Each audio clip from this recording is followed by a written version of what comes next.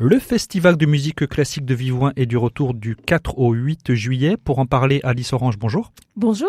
Vous êtes directrice justement du festival. On va, en quelques minutes, on n'aura pas forcément le temps de faire le tour de cette très riche programmation. On donnera les liens en fin d'interview. Mais déjà, ce qu'il en ressort dès le concert d'ouverture, c'est la volonté de mettre les femmes à l'honneur, les femmes et la musique classique, c'est ça ? Absolument. C'est d'autant plus important pour nous de présenter ce programme qui est dédié donc aux compositrices du Seicento, qu'il a été enregistré à Vivoin pour le disque qui est sorti fraîchement. Seicento, c'est le XVIIe siècle, c'est ça ? Exactement. La grande époque de la musique classique, notamment en Italie, mais pas que. Absolument. Et donc, ce programme met en valeur les compositrices italiennes de cette époque, ce qui est particulièrement important aussi puisque c'était des compositrices qui, dans ce temps-là, pouvaient être assez connues, assez reconnues. Et c'est vrai que le temps fait parfois un travail comme ça de sape qui fait qu'elles sont moins écoutées après.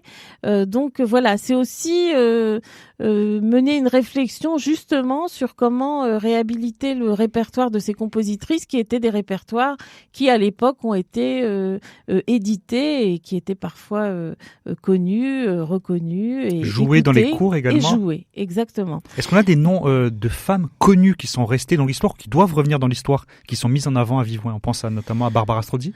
Alors Barbara Strozzi, Francesca Caccini, c'est vrai que ce sont des femmes qui sont peut-être connues davantage que les autres, qui peuvent apparaître dans le programme par les amateurs de musique et parfois aussi par le grand public. Je pense notamment à Barbara Strozzi qui a été abondamment enregistrée.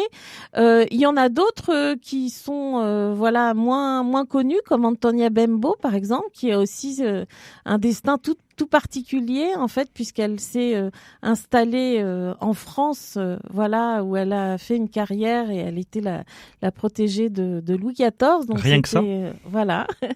Et donc c'est des destinées aussi de femmes qui ont à un moment donné été encore une fois valorisées, qui ont pu développer leur art avec bien sûr des obstacles puisque c'est le lot des femmes de toutes les époques bien sûr, mais qui ont aussi réussi. Et elles sont, Alice Orange, notamment mises à l'avant lors de ce concert d'ouverture jeudi 4 à 20h30 dans le prieuré de Vivoin. Absolument. C'est dans la salle du prieuré, de la salle des guerres du prieuré de Vivoin.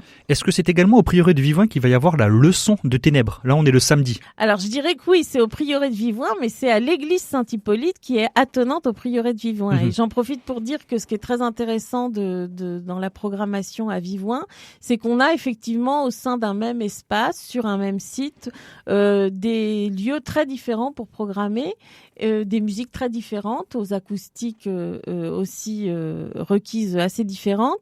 Et là, effectivement, les leçons de ténèbres, on a choisi de les faire naturellement à l'église Saint-Hippolyte, puisque c'est là où ça sonne le mieux pour ce genre de musique vocale religieuse.